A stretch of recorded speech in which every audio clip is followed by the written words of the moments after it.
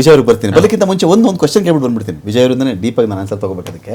Madam, ಈಗ ಸುಮಾರು 150 ವರ್ಷಗಳಿಂದ ನಿಮ್ಮ ವಕ್ಫ್ ಇದೆ ಅಂತ ನಾನು ಭಾವಿಸಿದ್ದೀನಿ ಮೇಡಮ್. 150 ವರ್ಷದ ಇತಿಹಾಸ ಇದೆ ಅದಕ್ಕೆ ಅಂತೇಳಿ.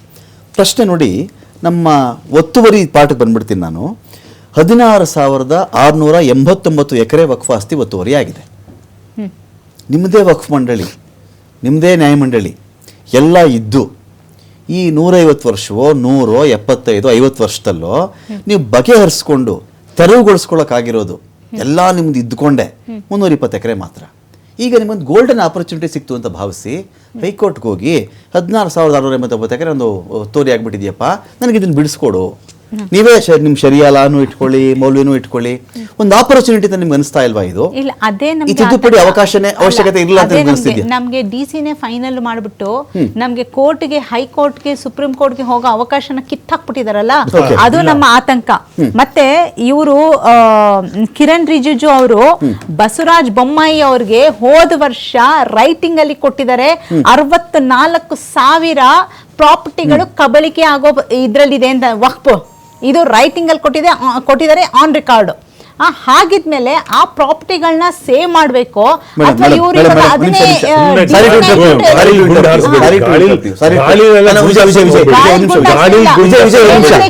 ಚರ್ಚೆಯ ಇಂಪಾರ್ಟೆಂಟ್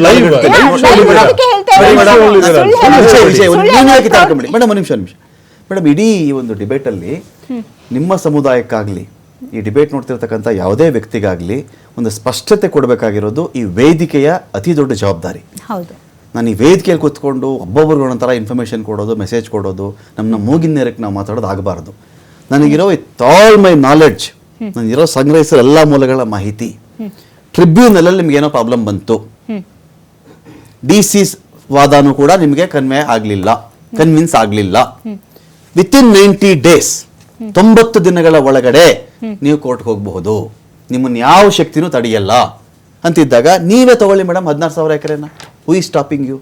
16,000 ಎಕರೆ DC ತೀರ್ಪು ಬಂತ, ಸಮಾಧಾನ ಆಯ್ತಾ? ಓಕೆ. ವಿಜಯ್ ಸಮಾಧಾನ ಆಗ್ಲಿಲ್ವಾ? ಹೋಗಿ ಕೋರ್ಟ್ಗೆ. ಇದು ತೆಗ್ದಾಕ್ಬಿಟ್ಟಿದಾರಲ್ಲ, 150 ವರ್ಷ 500 ವರ್ಷ ಹಿಂದೆಗಳದ್ದು ಪ್ರಾಪರ್ಟಿ ವಕ್ಫ್ ಬೈ ಯೂಸರ್ ಅಲ್ಲಿ ಇತ್ತು. ಇವಾಗ ನಮ್ಗೆ ಆತಂಕ ಇರೋದೇನು ಅಂತಂದ್ರೆ, ಇವಾಗ 60 ನೀವೇ ಹೇಳ್ದಂಗೆ ಇಷ್ಟು ಸಾವಿರ ಪ್ರಾಪರ್ಟಿ ಹೊಟ್ಟೋಗಿದೆ ನಮ್ದು.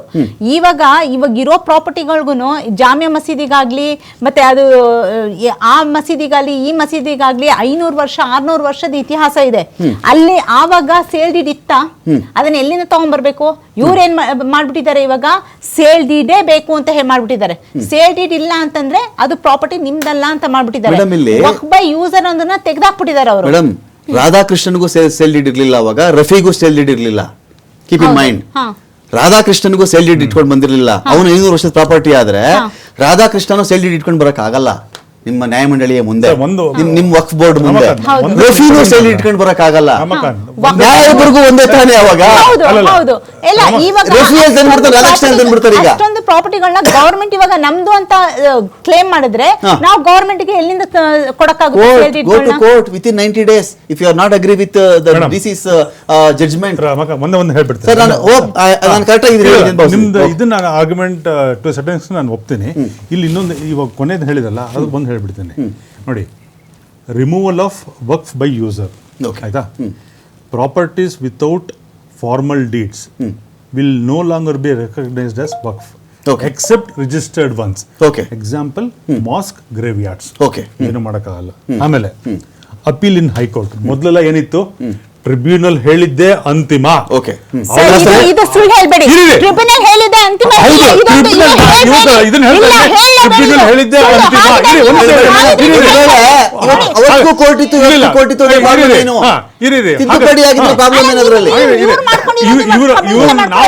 ನಾವು ಮಾಡ್ಕೊಂಡಿರೋದಲ್ಲ. ಇಲ್ಲ, ಹೇಳ್ತೇನೆ, ಇವತ್ತು ಇಲ್ಲ ಅಂದ್ರೆ ನಾವು ಅಮೆಂಡ್ಮೆಂಟ್ ಮಾಡೋ ಅಗತ್ಯನೇ ಇರ್ಲಿಲ್ವಲ್ಲ. ಒಂದು ನಿಮಿಷ ಇಲ್ಲಿ, ಅಪೀಲ್ಸ್ ಇನ್ ಹೈಕೋರ್ಟ್.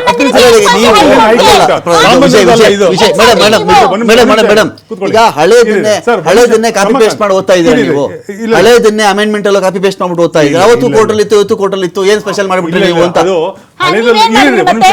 ಮೊದಲು ಅದು ವಿವಾದಿತ ಇದು ಕಂಟೆಂಟಸ್ ಇಶ್ಯೂಸ್ ಇದ್ರೆ ಮಾತ್ರ ನಾವು ಹೈಕೋರ್ಟ್ ಹೋಗಬಹುದಿತ್ತು. Otherwise Okay. ಅದರ್ವೈಸ್ ಒಪ್ಪಿಗೆ ಇದ್ರೆ ಇಲ್ಲ. Otherwise tribunal was the appellate authority ಅಂತಿಮ ಅಂತ Sir, ಆದ್ರೆ ಯಾವತ್ತಿರ್ಲಿಲ್ಲ ಹೈಕೋರ್ಟ್ sir, ಯಾವತ್ತಿರ್ಲಿಲ್ಲ. ಏನ್ ಹೇಳ್ತಾ ಇದ್ರು ಅಲ್ಲ ಇವರು ಯಾವತ್ತಿರ್ಲಿಲ್ಲ. ಕಾಂಗ್ರೆಸ್ ಅವರು ಯಾವತ್ತು ಎಲೆಕ್ಷನ್ 2014ರಲ್ಲಿ ಸೋಲ್ತೀವಿ ಅಂತ ಇದು ಮಾಡಿದ್ರು ಅವತ್ತೇನ ತಂದ್ರು ಎಲ್ಲಾ ಇದರದನ್ನು ಕೋರ್ಟ್ ಜ್ಯೂರಿಸ್ಟಿಕ್ಷನ್ಸ್ ಬರಬಾರ್ದು ಅಂತಾನೆ ಮಾಡಿದ್ದನ್ನ. Okay. ಆಯ್ತಾ, ಕೋರ್ಟ್ ಜ್ಯೂರಿಸ್ಟಿಕ್ಷನ್ಸ್ಗೆ ಬರದ ತರ ಅವ್ರು ನೋಡ್ಕೊಂಡ್ರು ಅದನ್ನ. ಸೊ ಇವತ್ತು ಏನ್ ಮಾಡ್ತಾ ಇದೀವಿ, ಕೋರ್ಟ್ ಜ್ಯೂರಿಸ್ಟಿಕ್ಷನ್ಸ್ ತರ್ತಾ ಇದೀವಿ. ಏನ್ ಹೇಳ್ತಾರೆ, appeal in high court, tribunal decisions are no longer final, appeal can be filed in high court within 90 days ಅಂತಿದೆ. ಇದು ಈ ಸರಿ ಅಮೆಂಡ್ಮೆಂಟ್ ತಂದಿರೋದು. ಮೊದಲು ಇರಲಿಲ್ಲ. ಹಾಗಾದ್ರೆ ಇವ್ರು ಯಾವ್ದಕ್ಕೆ ಇವ್ರು ಏನು ಹೋರಾಟ ಮಾಡಿದ್ದಾರೆ ಇವರು ನನಗೆ ಅರ್ಥ ಅಲ್ಲಲ್ಲ. ಇದ್ರ ಜೊತೆಗೇನೆ ಇನ್ನೊಂದು ಯಾಕೆ ಗೊತ್ತಾಗ ಎಷ್ಟು ಇದನ್ನ ಮಾಡಿದ್ದಾರೆ ಮೇಡಮ್. ಒಂದ್ ನಿಮಿಷ ರೀ. ನೀವು ಇನ್ನೊಂದು ಅಮೆಂಡ್ಮೆಂಟ್ ಯಾಕೆ ಗೊತ್ತಾ ಬಂದಿದ್ದು, ಅಮೆಂಡ್ಮೆಂಟ್ ಯಾಕೆ ಬಂದಿತ್ತು ಅಂತಂದ್ರೆ economic gains, utilisation of works property economic gains. ಇವ್ರದ್ದು ಯಾವ ತರ ಮಿಸ್ಮ್ಯಾನೇಜ್ಮೆಂಟ್ ಮಾಡ್ತಾ ಇದ್ರು ಅಂತಂದ್ರೆ, ಇವ್ರು ಇಷ್ಟೊಂದು ಲಕ್ಷಗಳ ಪ್ರಾಪರ್ಟಿ ಇಟ್ಕೊಂಡಿದಾರಲ್ಲ, ಒಂದು ಸ್ಕೂಲ್, ಒಂದು ಕಾಲೇಜ್, ಆಸ್ಪತ್ರೆ ಎಲ್ಲ ಮಾಡಿದಾರ. ಇವರು ಇಷ್ಟೊಂದು ಲಕ್ಷಗಟ್ಟಲೆ ಎಕರೆ ಇಟ್ಕೊಂಡಿದಾರಲ್ಲ, ಇದರಲ್ಲಿ ಇವರು ಪ್ರಾಪರ್ಟಿಯಲ್ಲಿ 2019-20ರಲ್ಲಿ ಇವ್ರದ್ದು ವಕ್ಫ್ ಆದಾಯ ಸ್ಕೂಲ್ ಮಾಡಬೇಕು ಅಂತ ಮ್ಯಾಂಡೇಟರಿ ಏನಾದ್ರು ಇದೆಯಾ ಅದರಲ್ಲಿ?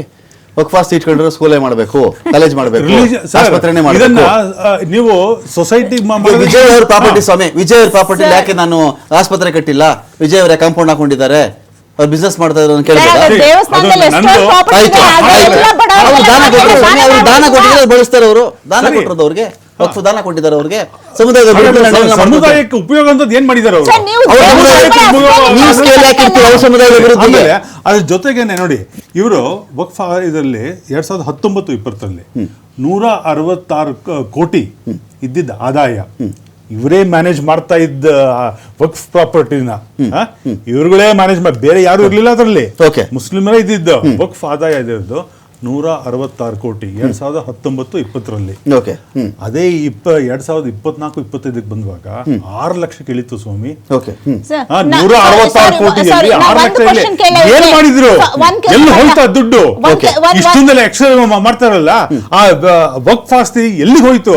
ಇವೆಲ್ಲ ಕಮರ್ಷಿಯಲೈಸ್ ಮಾಡ್ಕೊಂಡಿದಾರಲ್ಲ, ಹಾಗಾದ್ರೆ ಆ ಮೊದಲು ಬರ್ತಾ ಇದ್ದ ಆದಾಯ ಎಲ್ಲಿ ಹೋಯ್ತು? ಹಾಗಾದ್ರೆ ಇವಾಗ ಚರ್ಚೆ ಮತ್ತೆ ಮುಂದುವರಿಸ್ತಾ